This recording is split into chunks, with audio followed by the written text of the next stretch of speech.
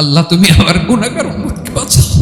বিশ্বনবী পাগলের মতো একবার হাউজে কাউসারে যাবেন, একবার সিরাতে যাবেন, একবার পুলসিরাতের দিকে, একবার হাউজে কাউসারের দিকে পাগলের মতো দৌড়াতে থাকবেন। তার কোনো গুনাহগার উম্মত যাতে জাহান্নামে ঢুকে না যায়। সেদিন কেউ সুপারিশ করতে পারবে না বিশ্বনবী ছাড়া। কিয়ামতের ময়দানে ওই বিভীষিকাময় সময়ে মুসিবতের কালে মানুষগুলো পাগল হয়ে বিশ্বনবীকে খুঁজতে আরম্ভ করবে।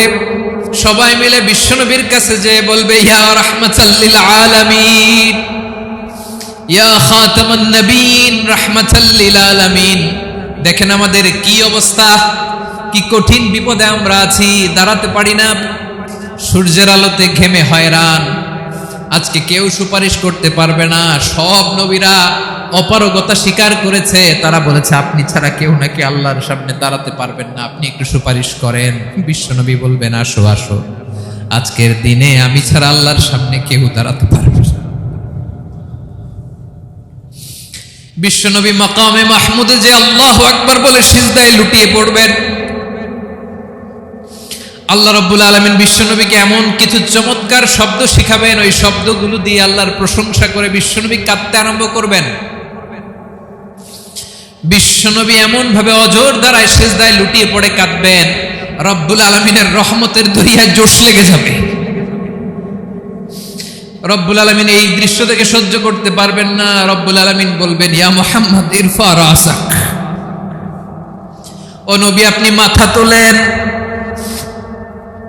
মাথা তোলেন, আপনার কান্না আমি সহ্য করতে পারি না। নবী আপনি মাথা তোলেন, সাল তুতা, আজকে আপনি যা চাবেন তাই দেব। নবী আপনি সিজদা থেকে মাথা তুলেন, সাল তুতা,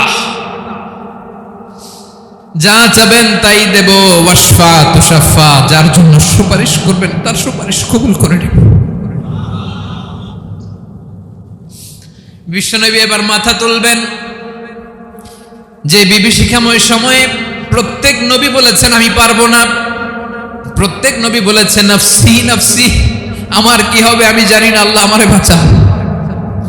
প্রতিটি নবী বলবে নফসি নফসি, আল্লাহ তুমি আমারে বাঁচাও, আমারে বাঁচাও। বিশ্বনবী মাথা তুলবেন, তুলে বলবেন রব্বি হাবলি উম্মতি, আল্লাহ তুমি আমার গুনাহগার উম্মতকে বাঁচাও। এই দুনিয়ার বুকে রব্বুল আলামিন সব নবীকে একটা করে দাওয়া মুস্তাজাবা দিয়েছেন, মানে যে দোয়া করলে কবুল হয়ে যায় সাথে সাথেই। দাও বিহা, দুনিয়ার সব নবীরা ওই দোয়াটা দুনিয়ায় করে ফেলেছে। সব নবীকে আল্লাহ একটা করে দোয়া দিয়েছেন, নবী দোয়া করলেই কবুল। সব নবীরা ওই দোয়া করে ফেলেছে দুনিয়াতে। বিশ্বনবী বলেন আমি করি নাই। ওয়া ইন্নী আখতাবিউ দাওয়াতি শাফাআতান লি উম্মতি ইয়াউমাল কিয়ামাহ, আমার ওই স্পেশাল দোয়াটা আমি দুনিয়ার বুকে কঠিন বিপদে পড়েও কোনোদিন করি নাই। আমি আমার স্পেশাল দোয়াটা কিয়ামতের দিন আমার গুনাহগার উম্মতকে সুপারিশের জন্য রেখে দিয়েছি। আল্লাহ বলবেন নবী ইরফা রাসাক, মাথা তোলেন, আর কাটবেন না।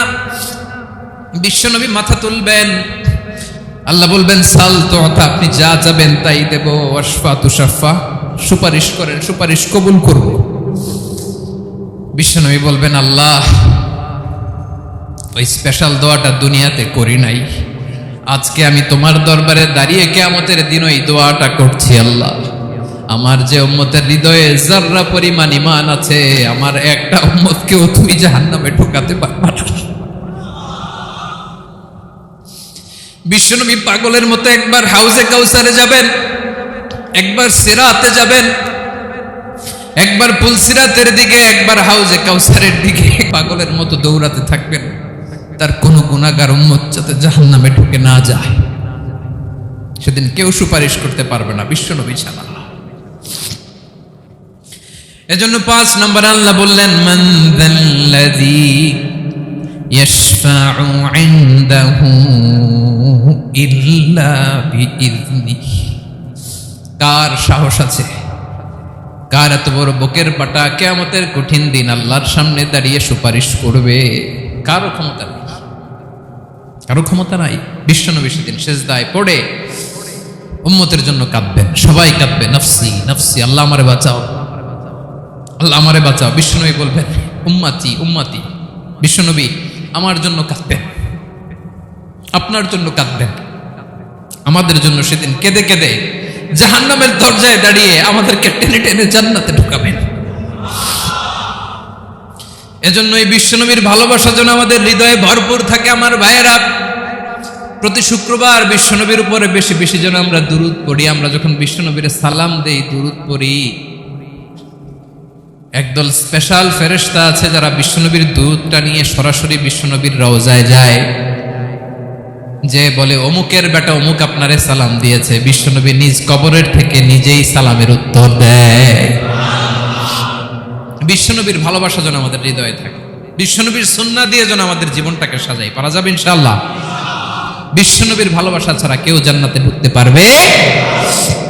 বিশ্বনবীর পক্ষে আমরা বলবো, বিশ্বনবীর পক্ষে আমরা লিখব, বিশ্বনবীর জন্য আমরা আমাদের কলিজার রক্ত বিলিয়ে দিব, ঠিক কিনা বলেন? সেদিন বিশ্বনবী ছাড়া কেউ সুপারিশ করতে পারবে না। 5 নম্বর আল্লাহ বললেন, মান যাল্লাযী ইয়াশফাউ ইনদাহু ইল্লা বিইذনি। কে আছে সুপারিশ করবে আল্লাহর সামনে? আর আপনি আপনার বাবার দরবারে যে সেজদা দেন, হ্যাঁ? ইব্রাহিম আলাইহিস সালাম থারথার করে কাঁপবে আর বলবে নফসি নফসি, আল্লাহ আমারে বাঁচাও। মুসা আলাইহিস সালাম থারথার করে কাঁপবে, আল্লাহ নফসি নফসি, আমারে বাঁচাও। আর আপনি পীরের দরবারে যে সেজদা দেন, কোথায় আছেন আপনি? খবরদার, কেউ বাঁচাতে পারবে না।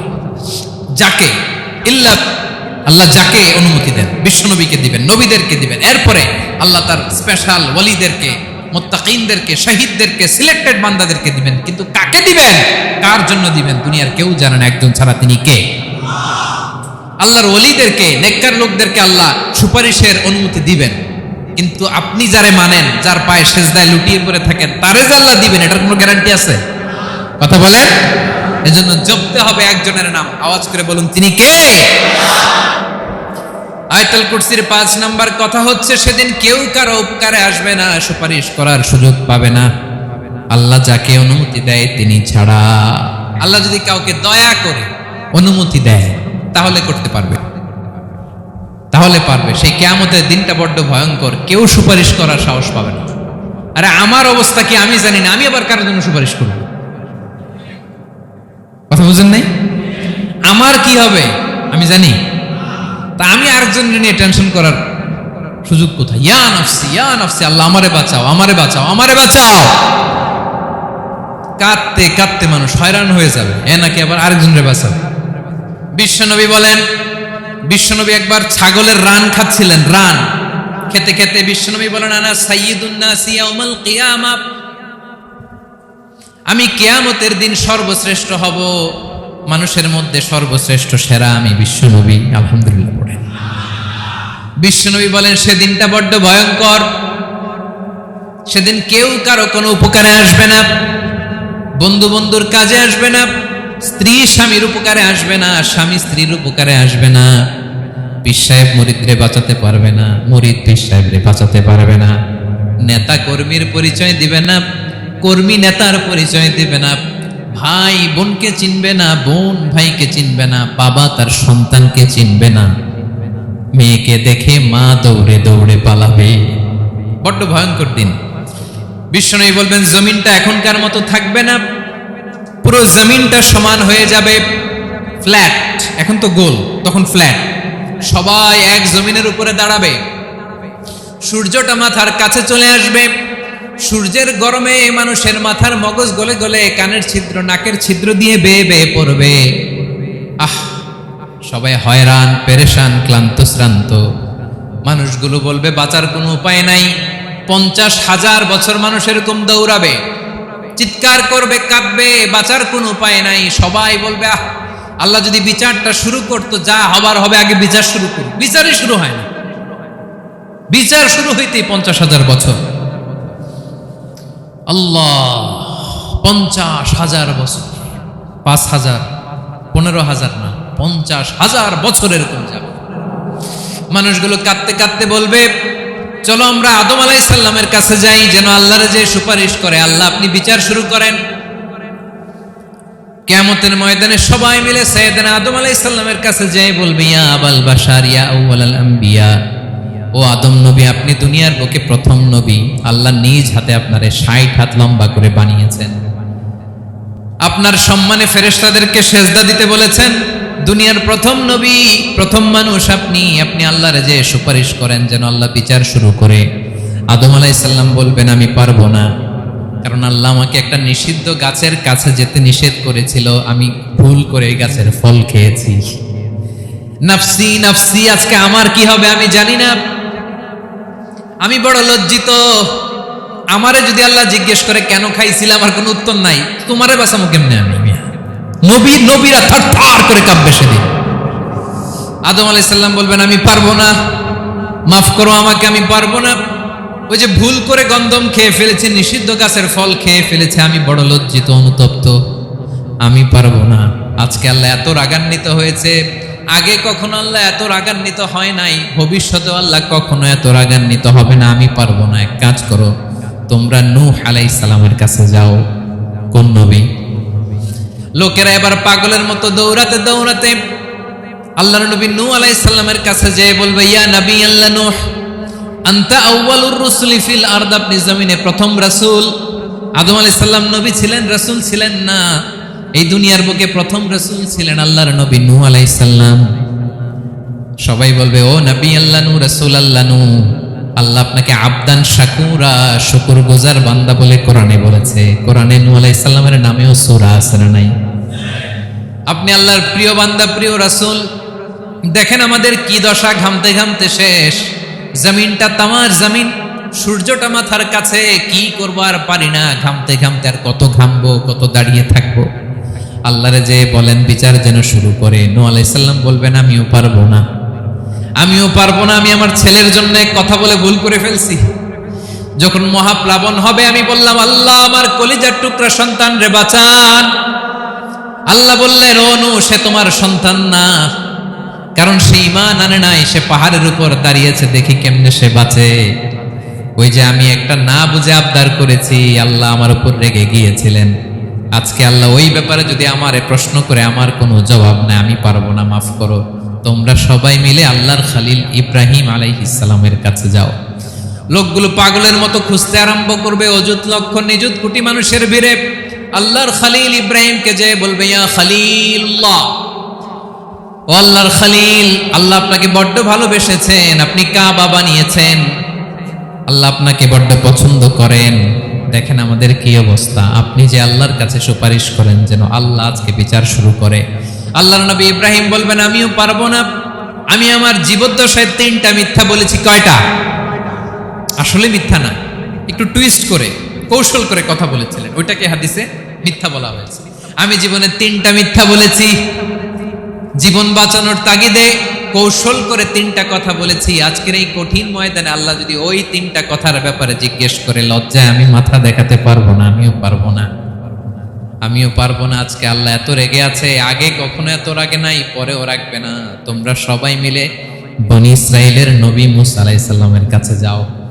সবাই এবার যাবে মূসা আলাইহিস সালামের কাছে, যেয়ে বলবে ইয়া নবী আল্লাহ মূসা, আপনি ছিলেন কালিমুল্লাহ, আল্লাহর সাথে সরাসরি কথা বলতেন। রব্বুল আলামিন আপনাকে তাওরাত কিতাব দিয়েছেন, আপনি যে একটু সুপারিশ করেন। আল্লাহর নবী মূসা বলবেন মাফ করো, আমিও পারবো না, আমি দুনিয়ার বুকে ভুল করে একটা মানুষকে মেরে ফেলেছি। আমি মারছিলাম আদব শিক্ষা দেওয়ার জন্য এক থাপ্পড়, এই থাপ্পড়ে যে ওই লোক মরেই যাবে আমি জানতাম না। আজকে আল্লাহ যদি জিজ্ঞেস করে কেন মারলা, জবাব আছে? ওই লজ্জায় আমি অনুতপ্ত, আমি পারবো না, আমার এই কথা বলো না। আজকে আল্লাহ বড্ড রেগে আছে, আমি পারবো না। তোমরা আল্লাহর নবী ঈসা আলাইহিস সালামের কাছে যাও। কিয়ামতের ময়দানে মানুষগুলো পাগল পাড়া হয়ে আল্লাহর নবী ঈসা আলাইহিস সালামের কাছে যাবে, যে বলবে নবী ঈসা আপনি রূহুল্লাহ, বাবা ছাড়া আল্লাহ আপনাকে বানিয়েছেন, ইনজিল কিতাব দিয়েছেন, মৃত মানুষকে আপনি জীবিত করতে পারতেন। আজকের এই কঠিন বিপদের দিনে আপনি আমাদের সাহায্য করেন। আল্লাহর কাছে যে বলেন যেন বিচার শুরু করে। ঈসা আলাইহিস সালাম বলবেন আমিও পারবো না, ইন্নী উবিদতু মিন দুনিল্লাহ, আমার উম্মত খ্রিস্টানেরা আল্লাহরে বাদ দিয়ে আমি ঈসার ইবাদত করেছে। আমার মা ম্যারি আর আমাকে ডাকতো জেসাস ক্রাইস্ট, আমার ইবাদত করেছে। যদিও আমি আমার ইবাদত করতে বলি না, ঈসা আলাইহিস সালামও ইবাদত করতে বলেছেন একজনের, তিনি কে? আল্লাহর নবী সাল্লাল্লাহু আলাইহি সাল্লাম বলবেন আমিও পারবো না, আজকে আল্লাহ অনেক রেগে আছে, আমি পারবো না, তবে একটা পরামর্শ দিতে পারি, একটা সাজেশন দিতে পারি। আজকের দিনে এই কঠিন মুসিবতের কালে, এই কঠিন সময়ে কেউ আল্লাহর দরবারে দাঁড়িয়ে একটা টু শব্দ করার ক্ষমতা কারো নাই, একমাত্র আখিরি জামানার পয়গাম্বর বিশ্বনবী মুহাম্মদুর রাসূলুল্লাহ ছাড়া। মানুষগুলো এবার আগুনের মধ্যে পানি দিলে যেমনি আগুন নিভে যায়, দাউ দাউ করা হৃদয়ে জ্বলন্ত আগুন তাদের ঠান্ডা হবে। কিয়ামতের ময়দানে ওই বিভীষিকাময় সময়ে মুসিবতের কালে মানুষগুলো পাগল হয়ে বিশ্বনবীকে খুঁজতে আরম্ভ করবে। সবাই মিলে বিশ্বনবীর কাছে যেয়ে বলবে ইয়া রাহমাতাল লিল আলামিন, ইয়া খাতামান নবীন, রাহমাতাল লিল আলামিন। দেখেন আমাদের কি অবস্থা, কি কঠিন বিপদে আমরা আছি, দাঁড়াতে পারি না, সূর্যের আলোতে ঘেমে হয়রান। আজকে কেউ সুপারিশ করতে পারবে না। সব নবীরা অপারগতা স্বীকার করেছে, তারা বলেছে আপনি ছাড়া কেউ নাকি আল্লাহর সামনে দাঁড়াতে পারবেন না, আপনি একটু সুপারিশ করেন। বিশ্বনবী বলবেন আসো আসো, আজকের দিনে আমি ছাড়া আল্লাহর সামনে কেউ দাঁড়াতে পারবে না। বিশ্বনবী বলবেন আল্লাহ, ওই স্পেশাল দোয়াটা দুনিয়াতে করি নাই, আজকে আমি তোমার দরবারে দাঁড়িয়ে কিয়ামতের দিন ওই দোয়াটা করছি। আল্লাহ, আমার যে উম্মতের হৃদয়ে যাররা পরিমাণ ঈমান আছে, আমার একটা উম্মতকেও তুমি জাহান্নামে ঢোকাতে পারবে না।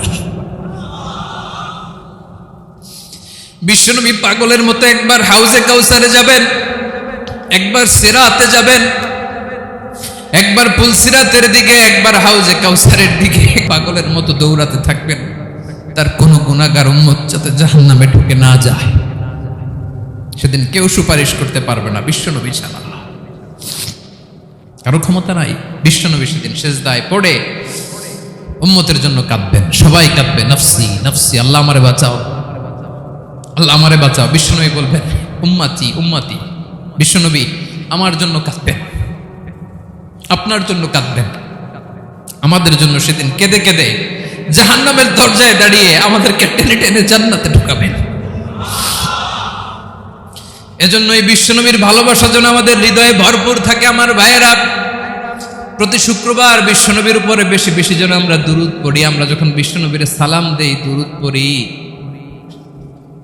একদল স্পেশাল ফেরেশতা আছে যারা বিশ্বনবীর দুরূদটা নিয়ে সরাসরি বিশ্বনবীর রওজায় যায়, যে বলে অমুকের বেটা অমুক আপনারে সালাম দিয়েছে। বিশ্বনবী নিজ কবরের থেকে নিজেই সালামের উত্তর দেয়।